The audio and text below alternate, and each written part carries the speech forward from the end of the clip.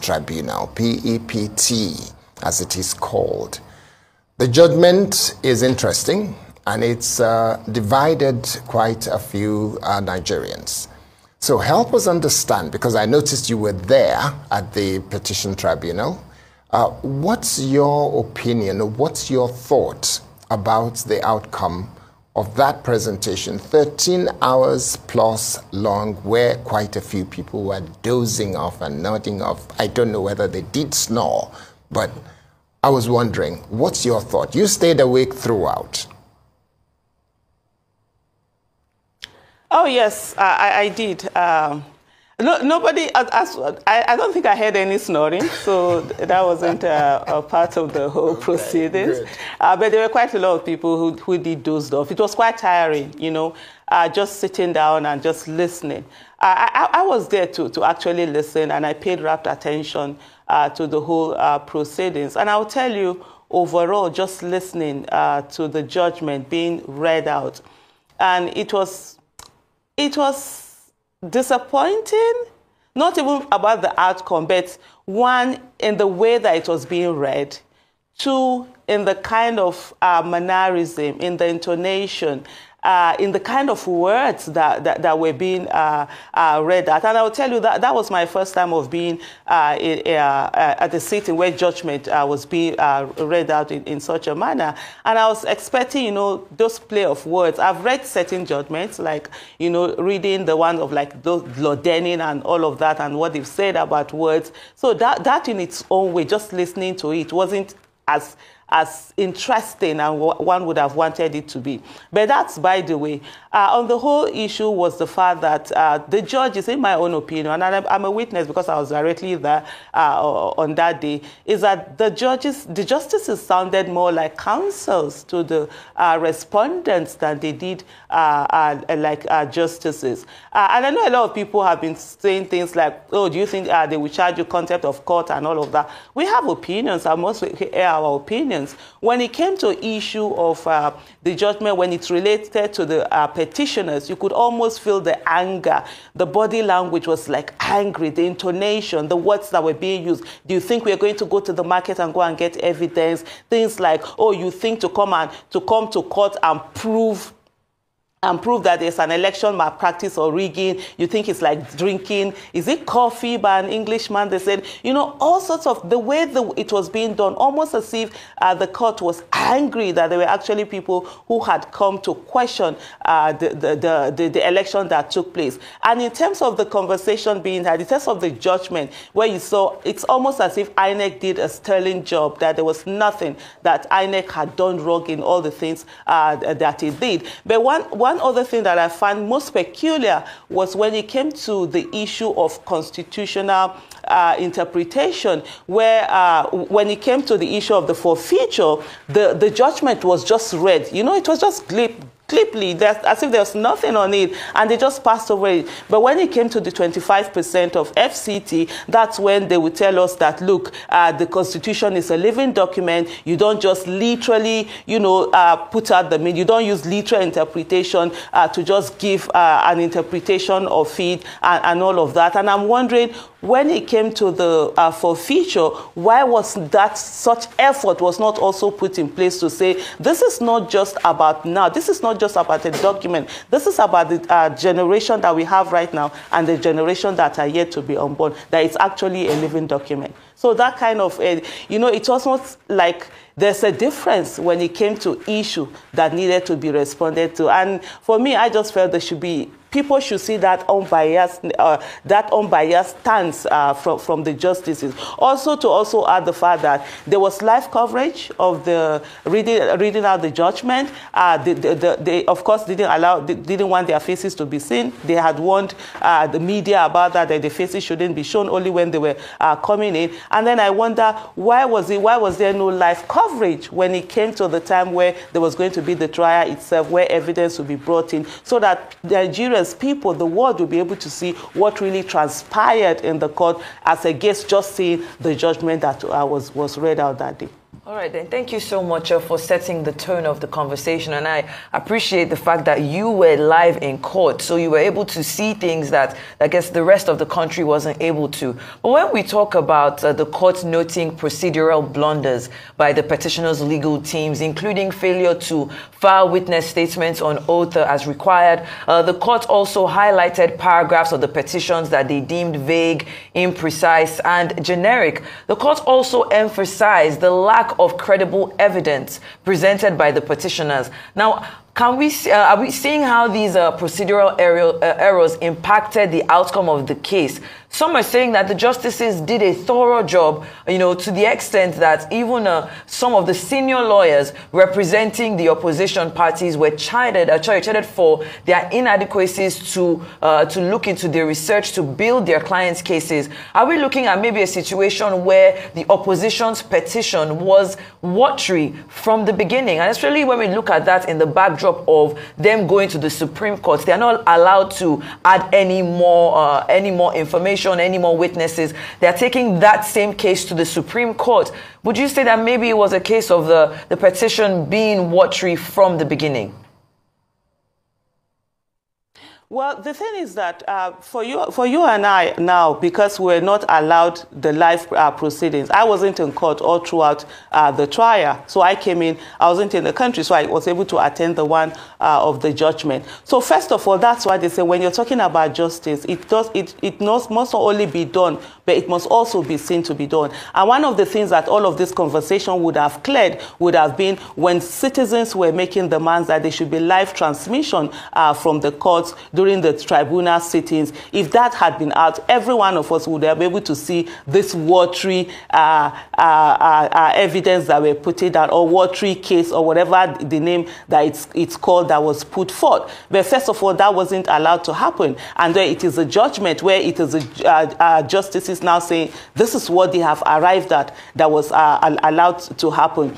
Apart from that is also the fact that there is where they said the way and manner in which INEC had been served in terms of getting the evidence, the materials they were supposed to, counsels to the petitioners were supposed to have access to, that they didn't get it. One of the things that we also have to look at is that the court gives instruction, the court gives its orders to INEC, and then INEC doesn't fulfill it. And at the end of the day, we've seen the court just not doing anything about it and just moving it. And this is not something that is just peculiar to the issue of whether it's INEC being asked to allow petitioners' counsels to have access to certain materials. And I could say we're also where amongst the justices, when they were reading out that judgment, where they said that, I think it was Justice Haruna Samani who had read out on the fact that any credible candidate should not rely on INEC for their results and things like that. We've seen time again and again where courts in Nigeria will give order.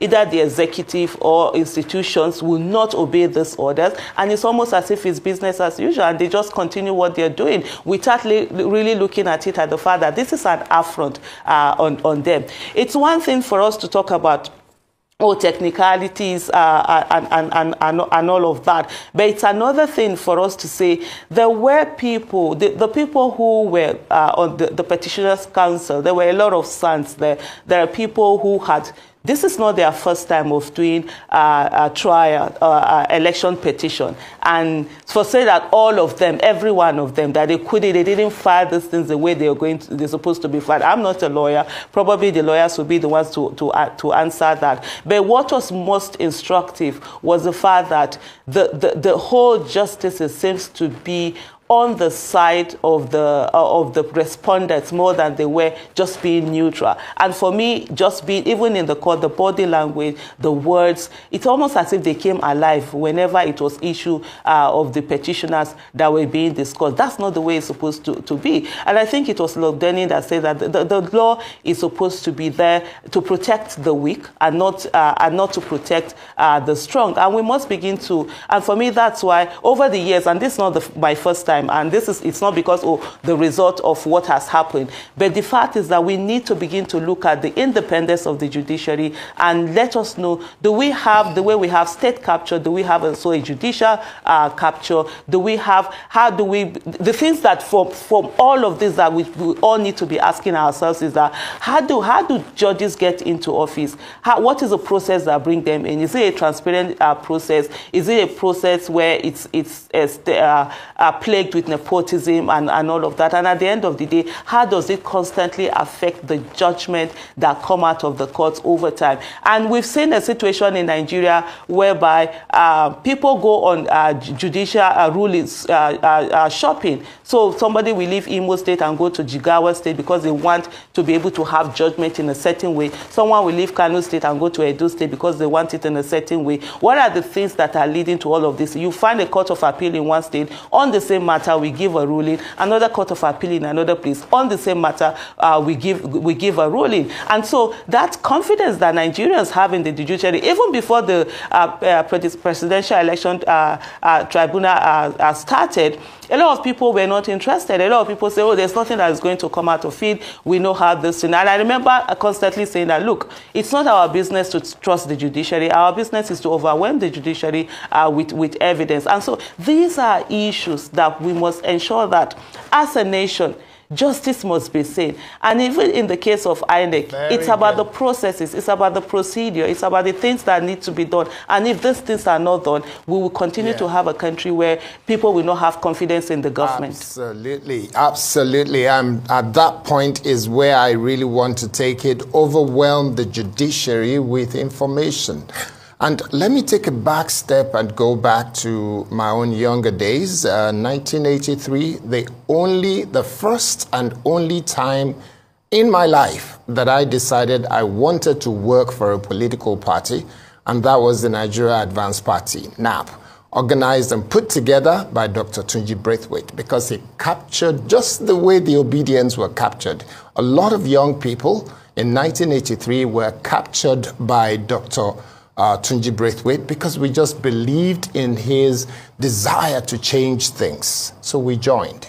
And the reason I'm making reference to this was because I was one of those who were polling agents for Nigeria Advanced Party in 1983, and we were able to get copies of all the results and everything and put it together and went to Yaba, coordinated. I was in Ibutemeta, then coordinated and sent all the information. We didn't get a lot of votes. But Peter Obi and the Labour Party seem to have gotten a lot of votes, even by the numbers put together by INEC. You have said a number of times, and I do recall, that you're not really a Labour Party member, but you're an obedient. So help us understand, did the Labour Party fail to gather enough evidence, like you said, which you said was supposed to be overwhelming for the judiciary? Did they fail to gather enough evidence in terms of paper collected across the country to say, these are the papers? We're not even waiting for INEC to present its own on IREV or anywhere else, but we have the documentary evidence. Did it fail? So the thing about the courts is that we have three arms of government, right? Judiciary, executive, and legislative arm of government. Judiciary is very powerful, and it depends on when you bring your evidence to court. The court will say, oh, this is not admissible in the court, or it doesn't do any of that. Like I said earlier, that was the essence where we needed a live transmission, so that it's not even the justices saying, if there were no evidence that were brought forth, every one of us would have seen that. For me, that was afar from all the proceedings. And you saw where there were people who were transcribing what was happening. They were almost acting as stenographers, transcribing and telling us what was happening in the courts. And we saw the picture. We saw the boxes where they say this exhibit had been entered into court, this evidence, these are materials from these places, this polling unit. And to hear the justices say that, oh, there were no even a single polling unit where there were how did they even put it now? With specific polling units that were mentioned and all of that. It sounds odd. And so for us, reading it, it's listening to them and watching them would have been, if we had also seen the live proceedings, live transmission had been allowed, so that people will be able to see these things and say they were not there. That's what, for this, the person that would best answer this question would be the counsel to the petitioners, for them to say, did they not bring any of these things out? For I, as a citizen who watch all of those boxes upon boxes that were of evidence that were brought in, they even had video evidence that were shown to them, and then it's all for the court to come and say that, oh, there are no evidence that was put before them that they want to use, because at the end of the day, you have a situation whereby there are a bunch of people that are going to just put out the wordings there, as the court pleases, whatever it says at the court pleases. And I look forward to a time where at the court pleases will be replaced by as long as it ensures justice or something in that nature. So I would be in a position to say, for what I saw as a citizen, and from what came out of the court, from the pictures and the words, the typing that a lot of people put out there, the transcription that a lot of people put out there were evidence that were put before them. Is that the evidence that the court now decide to accept, or it doesn't have to decide? They are the final at that particular place in their courtroom to do what they want to do. And if they don't accept this evidence at the end of the day, there is really nothing you can do. In one sentence, then, do you think that the evidence was overwhelming in terms of the documentary, the documents, the paper that were presented, that were collated by Labour Party? Do you think it was overwhelmingly clear that the party won? In just 1 or 2 seconds. I think it was overwhelmingly clear that the party won. Indeed, yes, I believe that. And there were a lot of things that were put before them. What they decide to use, I don't have control over that. Nobody has control over that. They are the ones who have control over what they're going to admit, they are going to allow to be admissible in the court as evidence, and what is not going to be allowed to be admissible in the court as evidence. And that's where transparency comes to play. That's where when people were asking for that live transmission, there's nothing wrong in having put out that live transmission, so that every one of us would have sat here to be able to say, even before the judgment, to say, maybe they didn't put out enough evidence, or no, they had enough evidence, and all of that. And also, like, just to add to it again, I'm talking about transparency now, is the fact that all eyes on the judiciary became something that it became almost as if I don't know, almost a crime. What is wrong with people saying, we want to put the judiciary on the spotlight, we want to check the judiciary? And I think this was an opportunity for the Nigerian judiciary to actually welcome the scrutiny that is coming from citizens, because for the first time, citizens now seem to be interested in the things that are happening in it, and it was really important for that. But unfortunately, you saw a situation whereby the justices, there was anger, and I think the female amongst them, I'm sorry, I don't know, I don't have her name, where she was saying that, people think they can stay on social media and intimidate them. Nobody is intimidating you. What is being done is that people are saying, let's put an eye, let's scrutinize, let's see that's what being an active citizen is all about. That's what occupying your office of the citizen is all about, to put an eye on the different aspect of governance that is happening and follow it through. And at the end of the day, for me, on that day, was also the fact that in that room, getting to the court, everywhere was cordoned off. Armed security agents were all over the place, cordoned off the place. And then when you got inside the courtroom also, there were so many from the executive, even though to me, this government is an illegitimate government. It didn't win the election, and that's my own personal opinion as Aisha Yesufu. And you had the NSA, the chief of staff, the vice president, of course, who should be there because it's also one of the respondents, and all manner of people being there. The national security advisor was in the courtroom, and yet the justices didn't feel intimidated by all of this thing. It's just citizens who are on social media saying, all eyes on the judiciary, don't drop the ball, keep focusing on them, that became the ones that were intimidating. That I found was a bit baffling, honestly. All right, then. So if we look at the unanimous decision of the Presidential Election Petition Court affirming President Bola Tinubu's election as president of Nigeria, in your opinion, what are the key takeaways from this judgment, or dare I say the significance of such a unanimous verdict in such a high-profile case in terms of its broader implications for Nigeria's legal and electoral system, seeing as most of all our electoral petitions end up in court? No matter what happens, it ends up in court. Are you concerned that this judgment will affect voter turnout in the next 4 years? And as a civil rights activist yourself, between now and the next presidential elections, what should we start to do on ground to make sure that come the next round of elections, we're prepared and even the body language signals a readiness for the electoral body and INEC as a whole?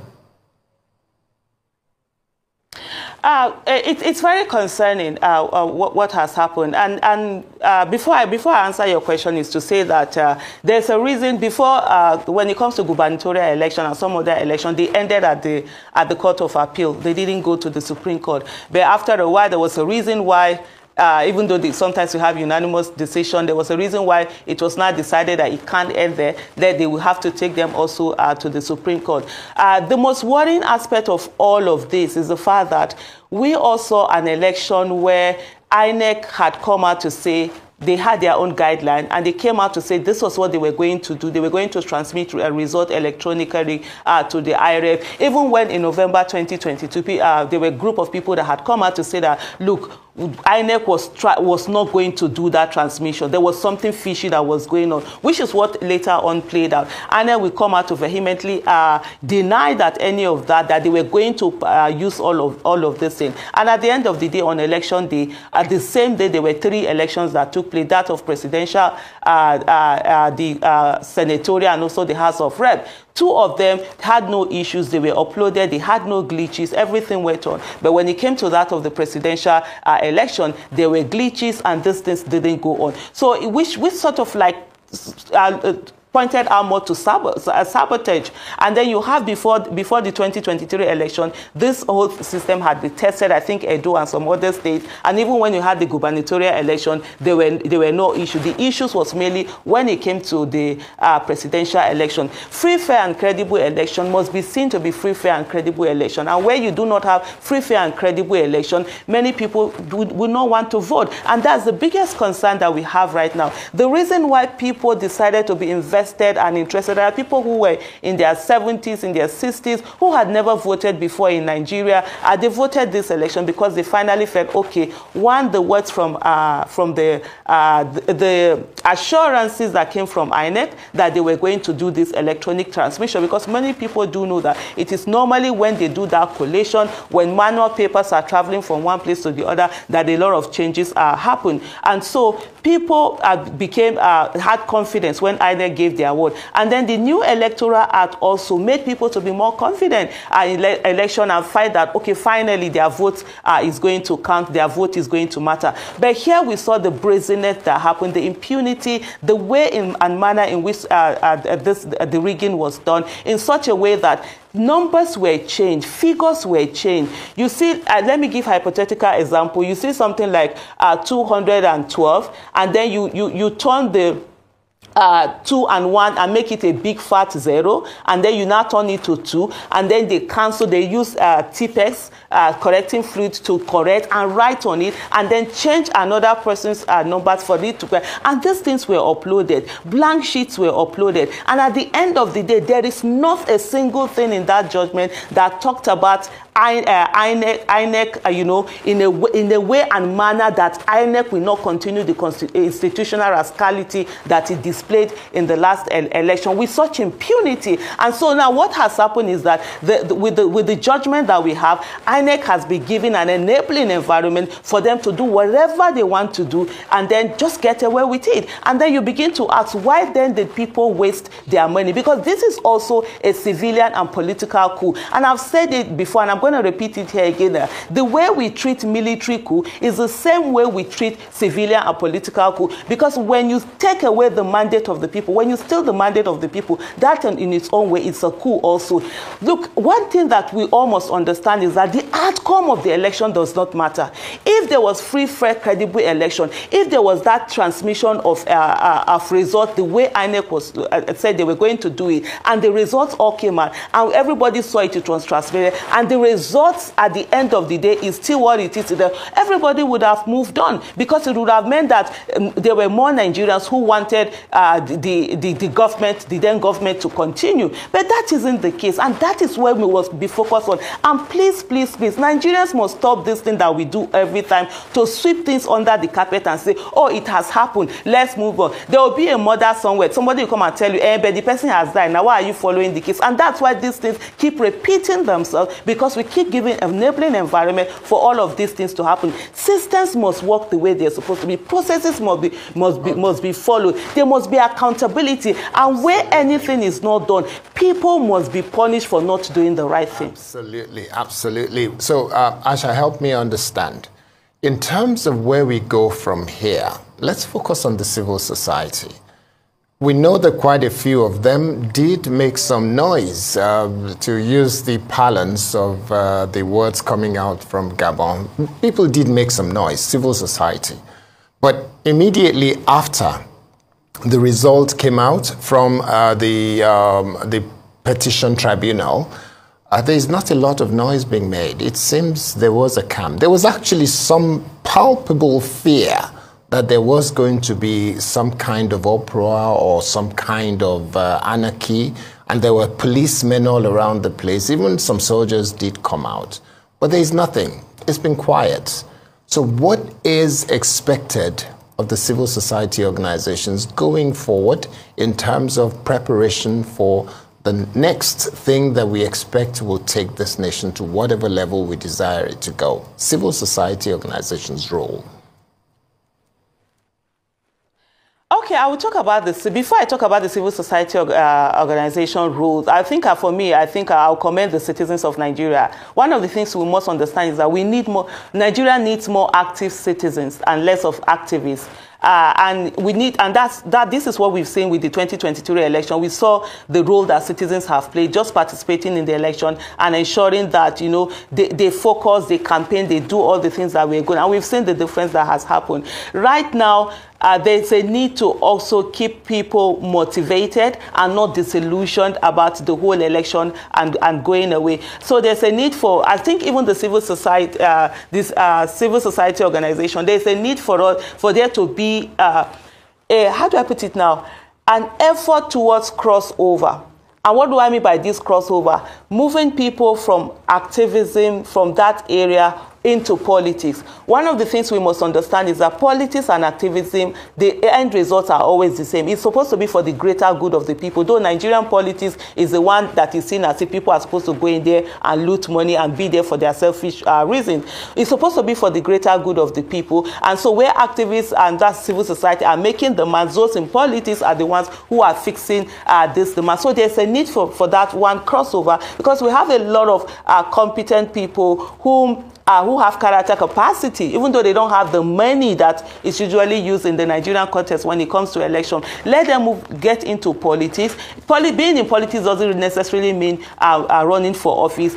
Even when it comes to party leadership, that's also something that needs to be, because we need to talk about that. The other thing also that needs to happen is to civil education is very important. Let people understand what role it is for them to continue to be on this whole issue, to not just get disappointed and leave, and the roles that citizens can also play. And then there's also the need for independence of judiciary, independence of media itself. We've had there hasn't been a lot of independence. The civil societies should help to strengthen our media, to strengthen our judiciary system. The civil society also should look at at when it comes to campaign financing, is there anything that can be done? Because this situation we have whereby it is the people who have a lot of money or people who have stolen our commonwealth that have the money to be able to perpetuate themselves or their stooges in office. If we continue to do that, we will not get the best people, the most competent people that will come out and lead our nation. And we have a lot of competent people who don't have the money that they're going to waste or not just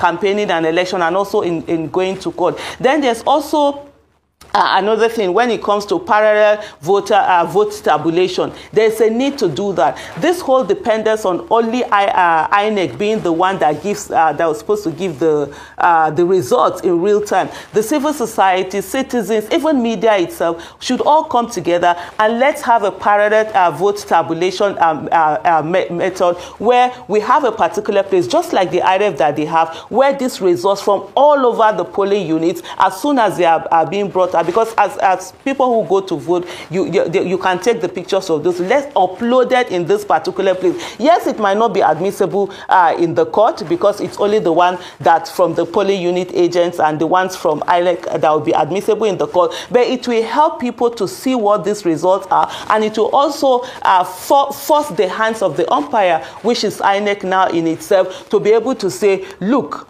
there is something that is going on. These results are already there. So even if when they're thinking of beginning to change the result, probably they might have a little bit of hesitation or shame or not just knowing that there's a spotlight on them that is being done. Beyond also the civil society, I think I'll just quickly take on the international